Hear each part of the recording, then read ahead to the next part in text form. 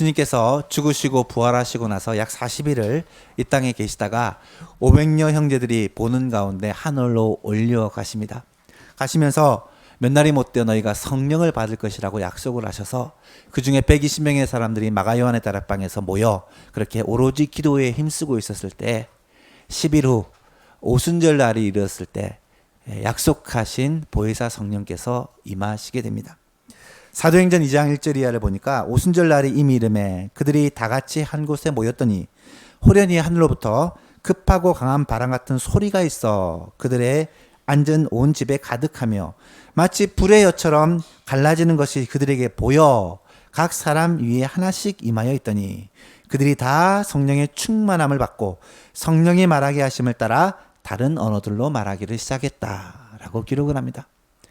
눈으로 보고 귀로 듣고 성령의 충만을 직접 체험을 합니다.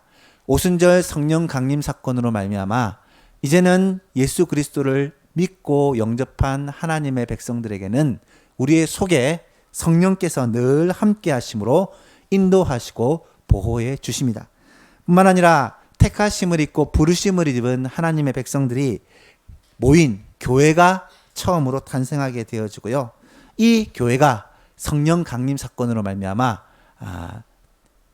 이 땅에 시작되게 됩니다. 그래서 성령 강림절은 교회의 생일이요 교회의 설립일이다라고 말할 수가 있죠. 그리고 이 교회는 예수 그리스도께서 친히 머리가 되시고 성령님이 거하시는 전이 되시며 하나님께서 친히 임재하시는 거룩한 하나님의 공동체인 것입니다. 오늘날 많은 교회들은 많은 문제를 가지고 있습니다. 하나님의 나라의 공동체라고 부르기는 또 세상에 빛을 비추는 그런 하나님의 공동체라고 말하기에는 부끄러울 정도로 연약한 모습들이 많이 있죠. 하지만 그럼에도 불구하고 주님 다시 오실 그날까지 변하지 않는 사실이 한 가지 있습니다. 그것은 이 교회가 그리스도의 몸된 교회요. 이 교회가 주의 성령께서 임재하시는 교회라는 사실이에요. 그래서 이 세상에 교회들이 어려움을 겪고 또 문제를 가지고 있다 할지라도 분명한 사실은 교회가 세상의 소망이라는 것입니다. 교회를 통해 주의 복음이 전파되고 교회를 통해 믿는 자들이 하나님을 예배하고 이 교회를 통해 하나님의 꿈이 이루어지는 것이죠. 함께 따라해 볼까요? 교회가 소망입니다. 교회는 바로 주님의 꿈입니다. 한 번 더 따라해 볼까요? 교회는 주님의 꿈입니다. 그래서 이 교회에 대해서 우리가 이번 여름에 영광스러운 교회다라는 주제로 살펴보고 있습니다. 특별히 요한계시록 말씀을 통해서 우리가 이 말씀을 살펴보고 있는데요. 오늘은 두 번째 시간으로 교회에 임재해 계시는 예수님에 대해서 우리가 말씀을 통해 살펴보기를 소원합니다. 9절을 보십시오. 나 요한은 너희 형제요 예수의 환난과 나라와 참음에 동참하는 자라. 하나님의 말씀과 예수를 증언하였으므로 말미암아 밤모라 하는 섬에 있더니, 여러분 요한이 지금 밤모라 하는 섬에 있는 것은 예수 그리스도를 증거하다가 이곳에 유배를 당한 것입니다. 요한이 계시록을 기록한 이 밤모섬은 로마 제국 당시 종교 정치범을 주로 유배를 보냈던 유명한 유배지입니다. 사도 요한도 이 도미티안 황제 때에 이곳에 유배를 가서 약 18개월 정도를 그곳에 머물다가 다음 황제였던 네르바 황제 때 풀려나 에베소에서 마지막 사역을 하는 것을 우리는 교회 역사를 통해 알 수가 있습니다. 현재 밤모섬은 약 2,500명 정도의 인구가 상주하고 있는 제법 큰 섬입니다. 밤모섬의 중심지인 호라 마을에는 성 요한 수도원이 있고 요한계시록을 기록했다고 전해지는 요한의 동굴이 있으며, 그리고 요한이 세례를 주는데 사용했다는 세례터와 그리고 18세기에 세워진 이 정교회 신학교가 그곳에 있습니다. 대표적인 기독교 성지로서 많은 사람들이 성지순례 때 방문하는 곳이기도 하죠. 여러분, 이 밤모섬에서 사도 요한이 예수님을 만납니다. 어떻게 만납니까? 예수님을 귀로 듣고 눈으로 보고 예수님의 계시를 깨닫고 그것을 편지로 써서 7 교회들에게 보냅니다. 오늘 본문에 보니까 이 요한이 주님의 음성을 듣는 장면이 나타납니다. 10절 말씀에 주의 날에 내가 성령에 감동되어 내 뒤에서 나는 나팔 소리와 같은 큰 음성을 들으니 이르되 내가 보는 것을 두루마리에 써서 에베소, 서머나, 보가모, 두아디라, 사데, 빌라델비아, 라오디게아 등 7 교회에 보내라 하시기로. 여러분, 주의 날은 주일을 말합니다. 주일날 아침에 혼자서 하나님을 예배하고 있었습니다. 그때 성령의 감동을 받은 이 요한이 하나님의 음성을 듣습니다. 나팔 소리와 같은 웅장한 주님의 음성을 듣죠. 그 음성이 무엇이었습니까? 지금 내가 본 것을 7 교회에게 보내라 라는 음성입니다. 그 음성을 듣고 요한이 음성이 나는 쪽을 향해 고개를 돌리죠. 그랬더니 놀라운 장면을 목격합니다.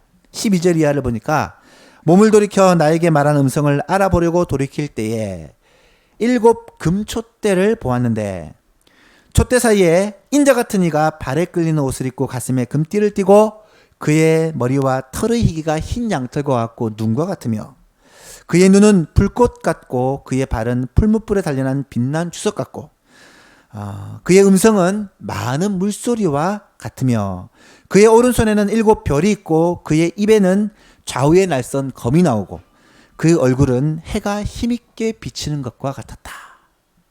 여러분, 지금 요한이 본 것이 무엇입니까? 7 금촛대를 보았고요. 7 금촛대 사이에 거니시는 인자 같으니 이분은 예수 그리스도, 구약에 나타나는 메시아를 말합니다. 인자 같으시니 예수 그리스도를 그들이 보게 됩니다.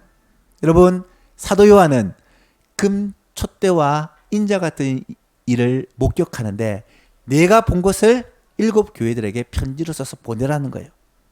여러분, 이때 사도 요한이 본 것이 무엇일까요? 2가지입니다. 첫 번째는 먼저 7 금촛대를 보았습니다. 그렇다면 7 금촛대는 무엇을 의미할까? 20절에 가니까 7 금촛대가 무엇을 의미하는지를 주님이 친히 해석해 주십니다. 7 금촛대는 7 교회다. 7 교회는 구체적으로 말하면 11절에 나타나는 에베소, 서머나, 보가모, 두아디라, 사데, 빌라델비아, 라오디게아 교회입니다.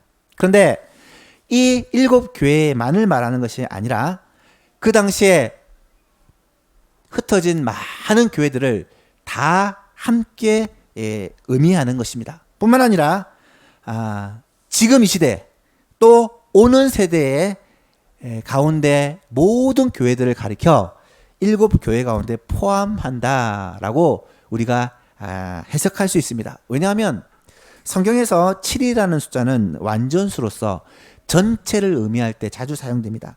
여기서 7 교회라면 딱 그 7 교회만을 지칭하는 것이 아니라 지금 여기서 예배를 드리는 우리의 소망 교회를 포함한 모든 교회, 모든 주님의 교회, 유니버설 철치, 예수 그리스도를 주로 믿고 고백하는 모든 성도들의 모임을 가르치는 그런 교회다라고 이해할 수가 있죠. 그래서 오늘 이 말씀은 바로 예수님께서 오늘 우리들에게 주신 말씀이다라는 것을 깨닫고 이 말씀을 들어야 할 것입니다.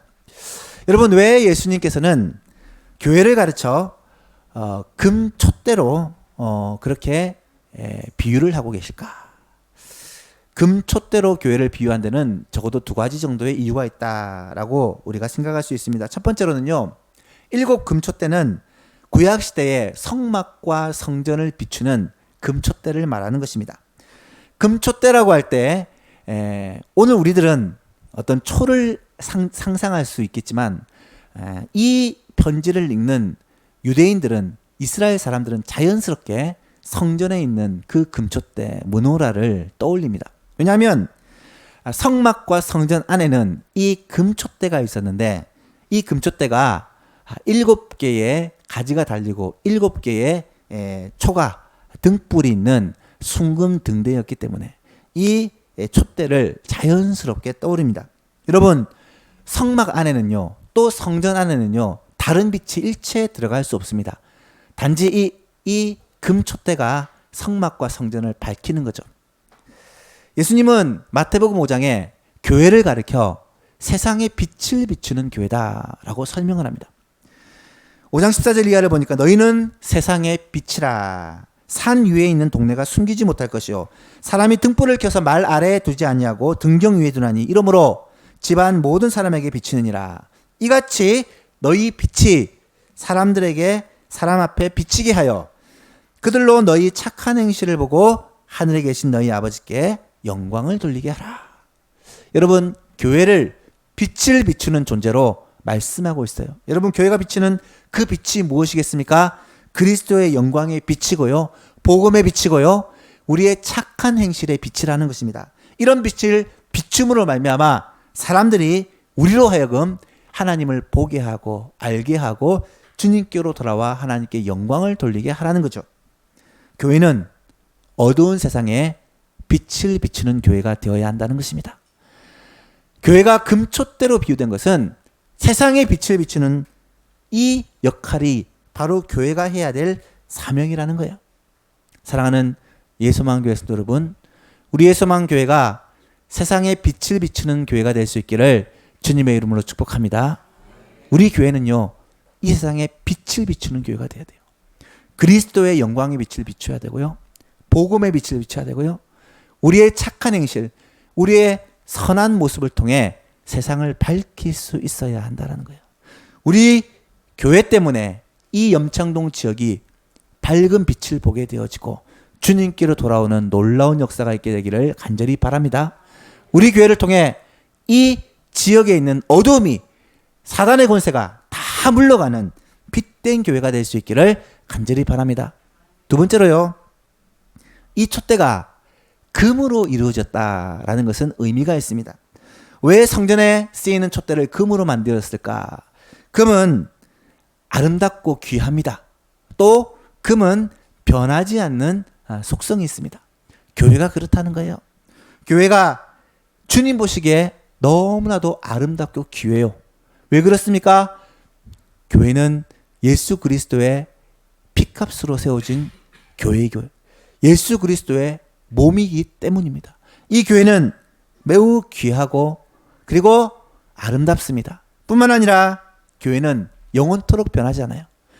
우리가 야유회 때 말씀을 살펴보았지만 예수님이 이 반석 위에 내 교회를 세우겠다. 이 교회는 음부의 권세가 이기지 못한다 라고 말씀을 하셨습니다. 여러분, 교회는 흔들리지 않습니다.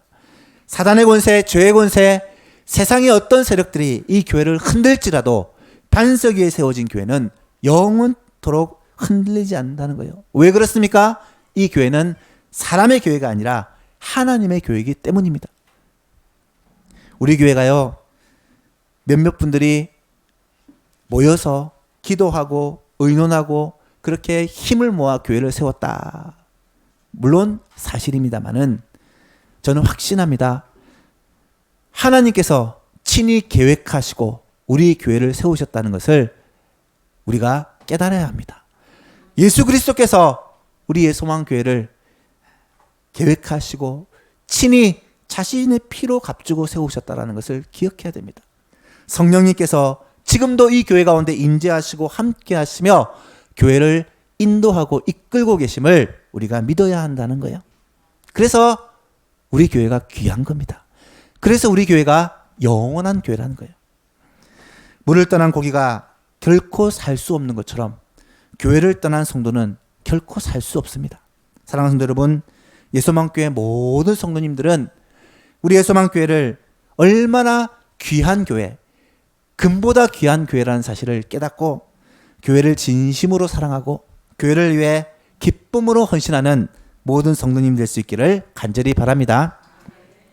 두 번째로 요한이 본 것이 무엇이었느냐?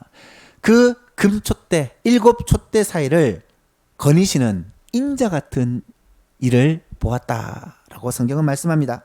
여기서 인자 같은 일은 구약 다니엘서의 인자와 같은 일을 메시아 예수 그리스도로 말씀하고 있습니다. 13절에서 16절은 이 예수 그리스도, 교회에 임재해 계신 예수 그리스도가 어떠한 모습으로 임재하신지를 자세하게 설명하고 있습니다.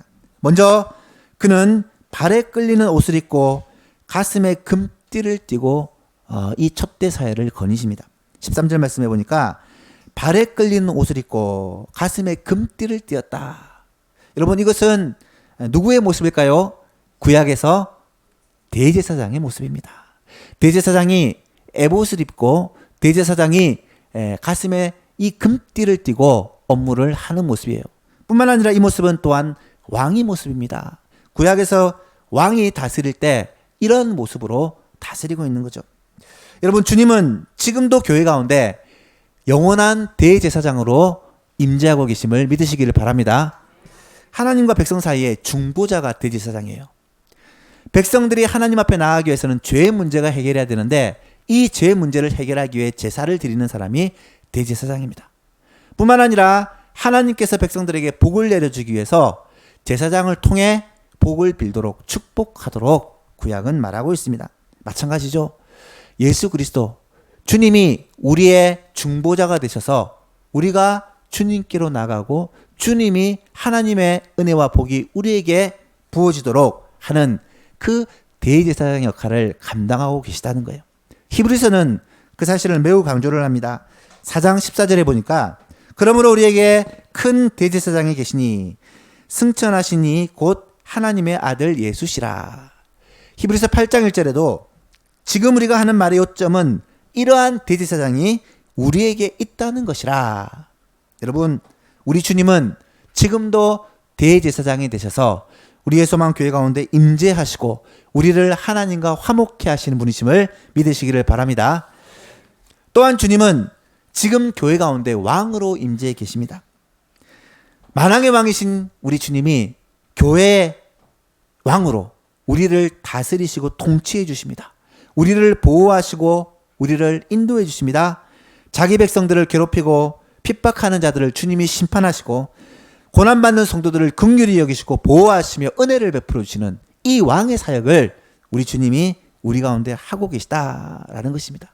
여러분, 주님은, 예수님은 지금 교회 가운데 임재해 계시는데 대제사장으로 또 왕으로 임재해 계시다라는 이 사실을 깨닫게 될 수 있기를 바랍니다. 두 번째로 예수님이 교회 가운데 어떻게 임재해 계십니까? 그의 머리의 털의 희기가 흰 양털과 같고 눈 같았다. 여러분, 요한이 본 교회 가운데 임재해 계신 예수님의 모습입니다. 머리털이요, 너무 하얗다라는 거예요. 이런 모습은 주님의 성결함과 영원성을 상징하는 것입니다. 다니엘서 7장 9절에 보니까 내가 보니 왕자가 놓이고 옛적부터 항상 계시니 하나님을 말하고요, 하나님의 메시아 그리스도를 말합니다. 그분이 좌정하셨는데 그의 옷은 희기가 눈 같고 그의 머리털은 깨끗한 양의 털 같고 그의 보좌는 불꽃이요 그의 바퀴는 타오르는 불이며. 여러분, 거룩하신 주님은 이런 흰 머리털을 갖고 계신다라고 말을 합니다. 여러분, 이것은 주님이 거룩하시고 성결하시고 영원하시다는 그러한 상징이죠. 거룩하신 주님은 오늘 우리들을 향해서 거룩할 것을 명령하십니다. 여러분, 레위기 11장 말씀을 보면 나는 너희의 하나님이 되려고 애굽 땅에서 너희를 인도하여 낸 여호와라고 말씀하시면서 내가 거룩하니 너희도 거룩할지어다 라고 명령하십니다. 하나님이 거룩하신 분이기 때문에 우리도 거룩해야 한다는 거예요. 마태복음 5장 48절에 보니까 예수님이 산상보훈 가운데 이렇게 말씀을 하세요. 그러므로 하늘에 계신 너희 아버지의 온전하심과 같이 너희도 온전하라. 베드로전서 1장 15절에 베드로 사도가 이렇게 말씀합니다. 오직 너희를 부르신 거룩한 이처럼 너희도 모든 행실에 거룩한 자가 되라. 여러분, 거룩은요, 교회의 생명입니다. 성도라는 말은 거룩한 무리들이라는 말인데요, 교회는 세상으로부터 하나님께서 거룩하게 구별하여 모인 사람들의 모임이라고 그렇게 정의를 내릴 수가 있습니다. 주님은 우리를 거룩하게 구별하여 교회로 모아주신 거예요. 그렇다면 교회는 세상과 구별된 거룩성을 가지고 있어야 한다는 거예요. 교회가 이 거룩성을 포기하면 마치 맛을 잃어버린 소금처럼 밖에 버려져 사람들에게 밟힐 수밖에 없다라고 성경은 말씀합니다. 사랑하는 성도 여러분, 주님이 거룩하신 것처럼 우리도 그런 거룩한 예소망 교회가 될 수 있기를 간절히 바랍니다. 세 번째로 우리 교회 가운데 임재해 계신 예수님은 어떤 분이시냐? 그의 눈이 불꽃과 같다라고 14절은 말씀합니다. 눈이 불꽃과 같다는 말은 우리가 흔히 얘기하는 불꽃 같은 눈으로 신적인 통찰력을 말합니다. 예수님은 모르시는 것이 없는 전지하신 분이십니다. 역대상 26장 9절에 보면 다윗이 아들 솔로몬을 향해 이렇게 말을 합니다. 내 아들 솔로몬아, 너는 내 아버지의 하나님을 알고 온전한 마음과 기쁜 뜻으로 섬길지어다. 여호와께서는 모든 마음을 감찰하사 모든 의도를 아시나니 내가 만일 그를 찾으면 만날 것이요 만일 내가 그를 버리면 그가 너를 영원히 버리시리니. 여러분, 하나님은 우리의 마음을 감찰하시는 분이십니다. 우리의 생각을 다 아시는 분이에요. 지금도 불꽃 같은 눈으로 우리를 살펴보시는 분입니다. 뿐만 아니라 주님은 우리의 형편과 우리의 처지를 아시는 분이십니다. 히브리서 14장 15절 이하를 보니까 우리에게 있는 대제사장은 우리의 연약함을 동정하지 못하실 리가 아니요 모든 일에 우리와 똑같이 시험을 받으신 이로되 죄는 없으시니라. 그러므로 우리가 긍휼하심을 받고 때를 따라 돕는 은혜를 얻기 위하여 은혜의 보좌 앞에 담대히 나아갈 것이다 라고 명령합니다. 여러분, 주님은 지금도 우리를 불꽃 같은 눈으로 지켜보고 계십니다.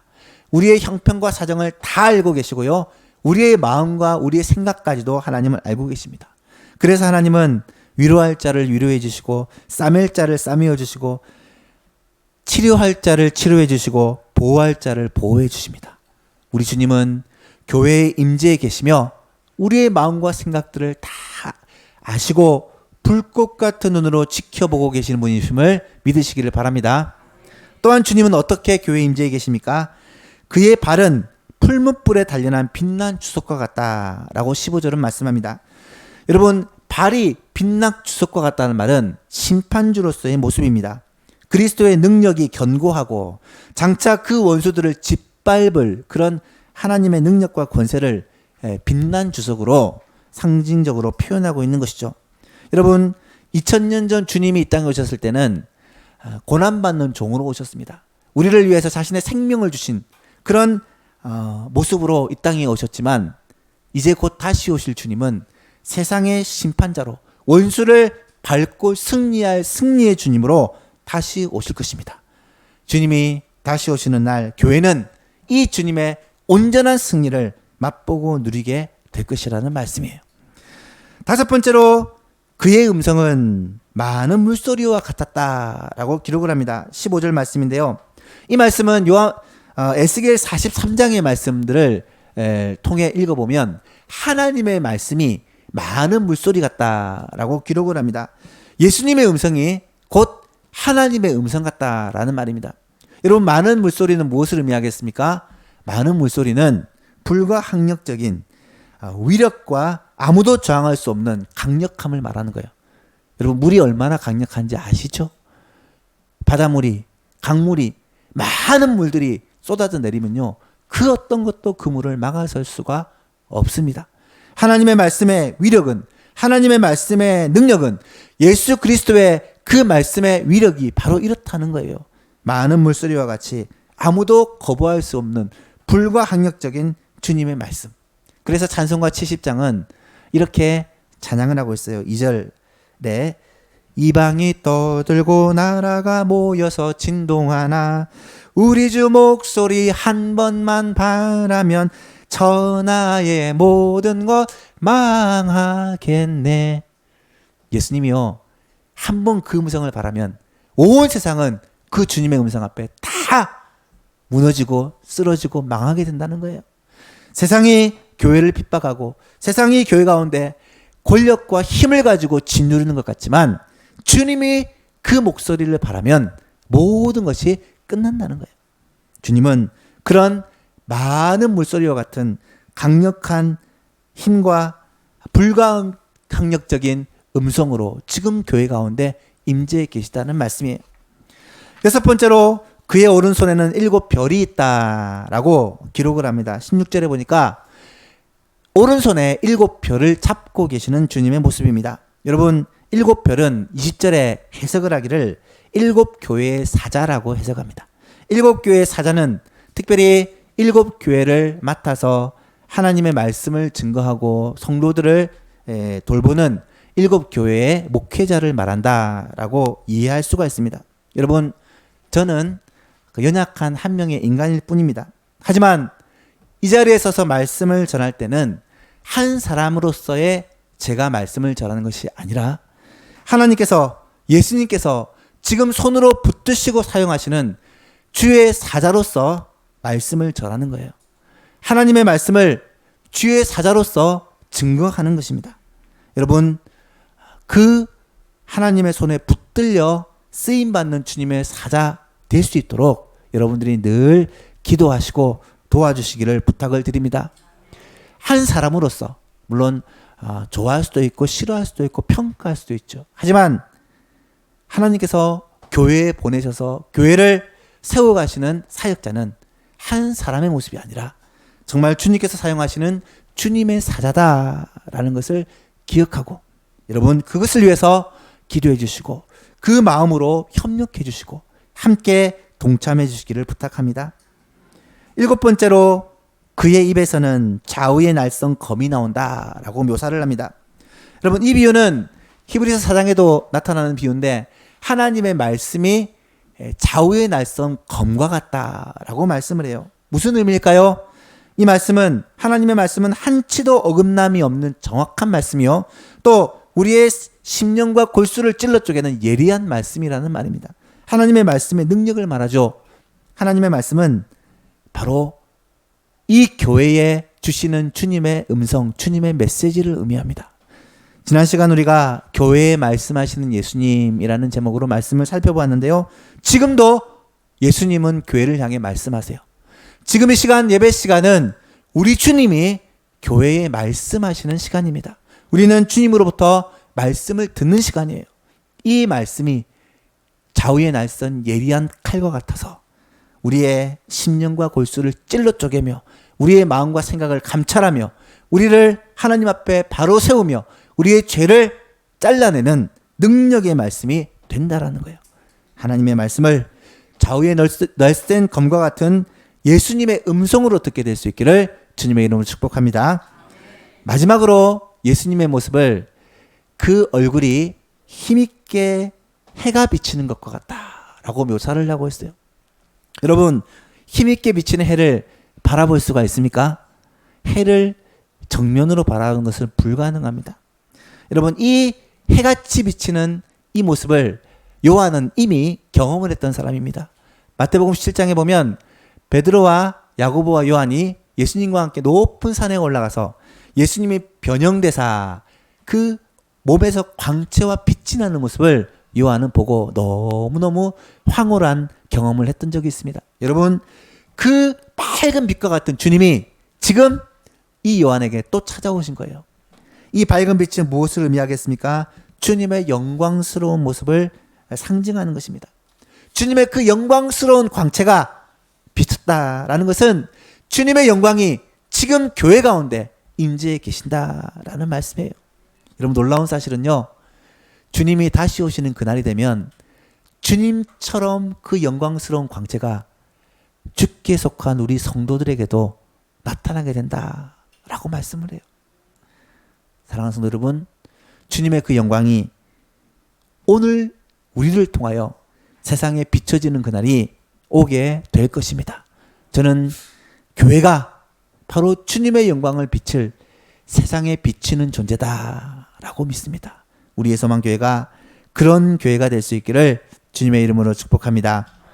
말씀을 맺고자 합니다. 사랑하는 예소망교회 성도 여러분, 주님은 지금 우리 교회 가운데 이렇게 임재해 계십니다.